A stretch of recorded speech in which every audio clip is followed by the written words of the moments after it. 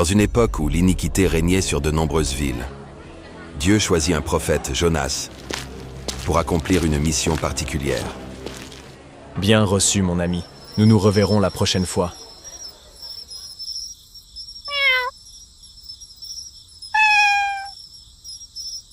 Dieu, dans sa grande sagesse et son désir de réconciliation, donna à Jonas un appel divin. Jonas, Jonas, lève-toi et va à Ninive. Prêche contre cette ville, car sa méchanceté est parvenue jusqu'à moi. Jonas, pris au dépourvu par un tel ordre, se sentait réticent et craintif. Il savait que Ninive était une ville ennemie de son peuple et qu'il risquait de s'attirer la colère de ses habitants. Comment puis-je aller prêcher à ces gens? Ninive est une ville pleine de méchanceté, et je ne veux pas voir mon peuple souffrir davantage. Si Dieu veut les punir, pourquoi devrais-je les sauver? Plutôt que de répondre positivement à l'appel divin, Jonas décida de fuir. Il se rendit à Jaffa, une ville portuaire, où il prit un navire en direction de Tarsis, loin de Ninive. Dans son esprit, il pensait que fuir Dieu serait la solution. Mais Dieu avait un plan plus grand et plus complexe pour Jonas, un plan qu'il découvrirait bientôt.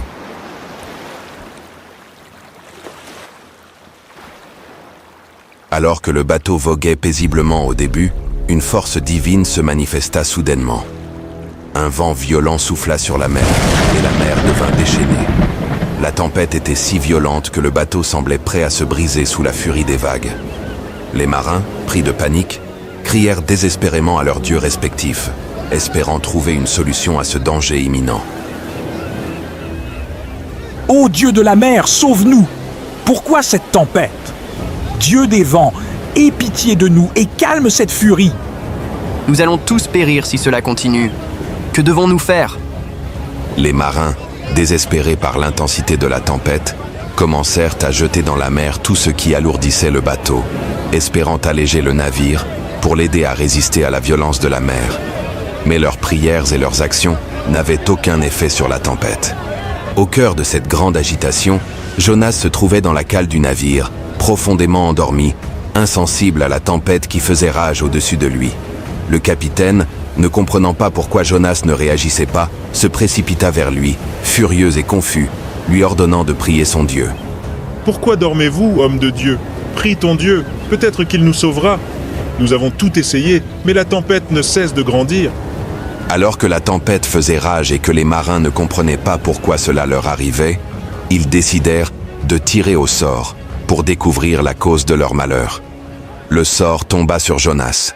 Les marins, maintenant plus inquiets que jamais, demandèrent des explications à Jonas. « Qui es-tu donc pour causer une telle tempête? Quel est ton peuple? Dis-nous la vérité. Tu as forcément une part de responsabilité dans ce malheur. » Je suis un Hébreu, et je crains l'Éternel, le Dieu du ciel, qui a fait la mer et la terre.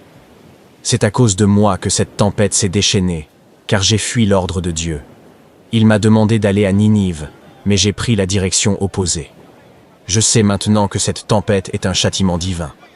Les marins, effrayés par la révélation de Jonas, furent saisis d'une grande crainte. Ils comprenèrent maintenant que cette tempête n'était pas un simple accident naturel, mais un acte divin en réponse à la désobéissance de Jonas. Pourquoi as-tu fait cela? Pourquoi nous as-tu plongés dans ce danger? Que devons-nous faire pour que la mer calme sa fureur? Il n'y a qu'une seule chose à faire. Jetez-moi à la mer, et la tempête se calmera. C'est moi qui suis responsable de ce malheur, et je dois en assumer les conséquences. Les marins, bien qu'inquiets, ne savaient plus quoi faire d'autre. Ils n'étaient pas prêts à jeter Jonas à la mer, car ils craignaient que cela n'attire encore plus la colère de Dieu. Mais après avoir prié et imploré le pardon de Dieu, ils prirent la décision difficile de se conformer à la demande de Jonas. Ô Dieu d'Israël, ne permets pas que nous soyons coupables du sang innocent de cet homme. Nous devons obéir, même si cela nous brise le cœur. Avec une dernière prière sincère, les marins jetèrent Jonas dans l'eau tumultueuse.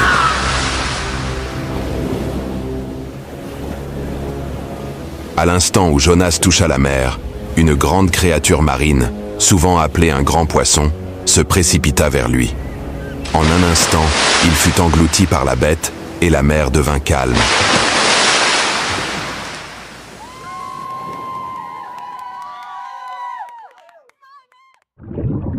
Jonas, plongé dans les ténèbres du ventre du poisson, se retrouva dans une situation inimaginable. C'était un lieu de solitude et de réflexion. 3 jours et 3 nuits passèrent, et durant ce temps, Jonas fut seul avec ses pensées et ses prières. Il se rendit compte que sa fuite n'avait été qu'un obstacle à la volonté de Dieu, mais aussi qu'il pouvait encore retourner vers lui. Seigneur, je suis dans le fond de l'abîme, mais même ici, je peux crier à toi. Sauve-moi, et je remplirai la mission que tu m'as donnée. Alors que Jonas priait, se repentait et se soumettait à la volonté de Dieu, Dieu écouta ses prières et ordonna au grand poisson de vomir Jonas sur la terre ferme. Ainsi, Jonas fut délivré de sa captivité, prêt à obéir enfin à l'appel de Dieu. Seigneur, je te remercie de m'avoir donné une seconde chance. Ma vie est entre tes mains, et je vais obéir cette fois-ci. Je remplirai la mission que tu m'as confiée. Lève-toi, va à Ninive, la grande ville, et prêche contre elle le message que je te dirai. Je vais y aller, Seigneur.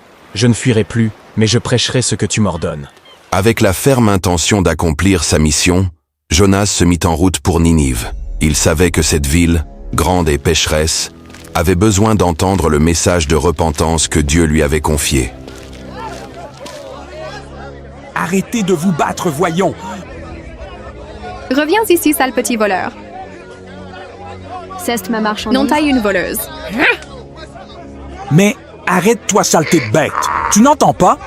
Il commença à parcourir les rues de la grande ville, traversant ses quartiers, criant son message avec une urgence qui ne laissait aucune place à l'ignorance. Encore 40 jours, et Ninive sera renversée. Repentez-vous, car le jugement de Dieu est imminent. Je sais que ce message pourrait me coûter cher, que cette ville pourrait me rejeter, mais c'est ce que Dieu m'a demandé de faire. Les habitants de Ninive étaient choqués et troublés par l'intensité du message de Jonas. Au cœur de la ville, des murmures commencèrent à se répandre. Qu'est-ce qui se passe? Pourquoi ce prophète annonce-t-il notre fin? Prends garde à toi, Ninive, car tes jours sont désormais comptés. Ninive va être frappée par la puissance de Dieu. À l'étonnement de Jonas, les habitants de Ninive, du roi jusqu'au plus humble, réagirent au message de repentance qu'il leur avait proclamé. Ils prirent le message de Dieu au sérieux, et une profonde transformation commença à se produire. Des cris de détresse et de contrition se faisaient entendre dans toute la ville. Les gens, se rendant compte de la gravité de leurs péchés, se vêtirent de sacs et se couvrirent de cendres, symbole de leur humiliation et de leur repentir sincère. Nous avons péché contre Dieu. Nous devons nous repentir. Si nous ne nous repentons pas, nous serons détruits. Le temps est venu de nous tourner vers lui, de tout cœur. La parole de ce prophète ne peut être ignorée. Je me lève de mon trône, je dépose mon manteau royal, et je m'habille de sac, comme tout un chacun. Peut-être que Dieu aura pitié de nous et nous épargnera. Que ni homme ni bête ne mangent, ne boivent, mais que tous, hommes et bêtes, se couvrent de sacs et crient à Dieu de toute leur force, qu'ils se détournent de leur mauvaise voie et de la violence qui est dans leurs mains. Ainsi, le roi et ses sujets se mirent tous dans un état de contrition extrême, demandant à Dieu de les pardonner. Voyant leur humilité, Dieu, dans sa bonté, décida de faire miséricorde à Ninive et de ne pas exécuter la destruction qu'il avait initialement prévue. Pourquoi, Seigneur? Pourquoi as-tu choisi d'épargner cette ville si pleine de péchés? Ils ne méritent non pas ta miséricorde. Pourtant, je vois ta bonté envers eux. C'est exactement ce que je redoutais. Je savais que tu étais un Dieu plein de compassion et de bonté et que tu renoncerais à détruire cette ville. C'est pourquoi j'ai fui à Tarsis. Tu es trop miséricordieux, trop bon pour détruire ceux qui ne le méritent pas. Jonas se fit une cabane et s'assit dessous, à l'ombre, jusqu'à ce qu'il vît ce qui arriverait à la ville. Et l'Éternel Dieu fit croître un ricin qui monta au-dessus de Jonas, pour lui faire de l'ombre à la tête et pour le délivrer de son malheur.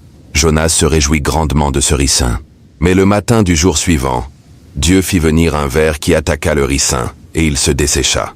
Lorsque le soleil se leva, Dieu fit souffler un vent d'est brûlant, et le soleil frappa la tête de Jonas, si bien qu'il s'évanouit. Il demanda la mort. « Seigneur, était-ce trop te demander de me laisser cet arbre? Qui me procurait un peu de confort?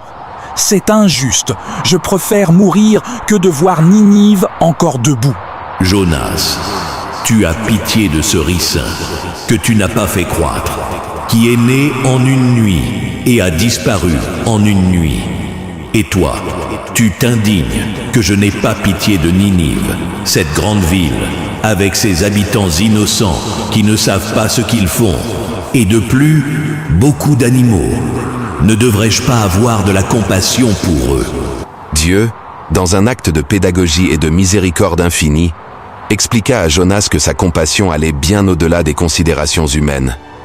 Il ne s'agissait pas seulement de juger un peuple sur ses actions passées, mais de voir leur potentiel à changer, à se repentir et à être restauré. L'histoire de Jonas du début à la fin est une leçon poignante sur la repentance, l'obéissance et la miséricorde divine. Jonas, dans sa fuite initiale, représente la résistance humaine à la volonté de Dieu. Sa colère et son incompréhension face à la miséricorde divine envers Ninive révèlent les faiblesses et les jugements humains limités. Pourtant, tout au long de son parcours, Jonas apprend que la véritable force de Dieu réside dans sa miséricorde infinie, qui s'étend à tous, même à ceux que nous jugeons indignes de pardon. Dieu, dans son amour infini, nous appelle à agir avec miséricorde, à obéir à sa volonté et à partager le message de repentance et de réconciliation, non seulement avec ceux que nous aimons, mais aussi avec ceux que nous pouvons considérer comme étant dans l'erreur. L'histoire de Jonas nous rappelle que la miséricorde divine dépasse de loin les limites humaines et que chacun a la possibilité de changer sous l'influence de l'amour de Dieu. Merci d'avoir suivi la vidéo jusqu'ici. Si vous avez regardé jusqu'à la fin, écrivez en commentaire « Miséricorde ». Nous vous remercions aussi pour votre soutien à cette chaîne et nous vous demandons de nous aider à atteindre plus de personnes dans le monde en partageant la vidéo. N'oubliez pas d'aimer la vidéo, de vous abonner et on se dit à la prochaine fois pour une nouvelle vidéo. Que Dieu vous bénisse.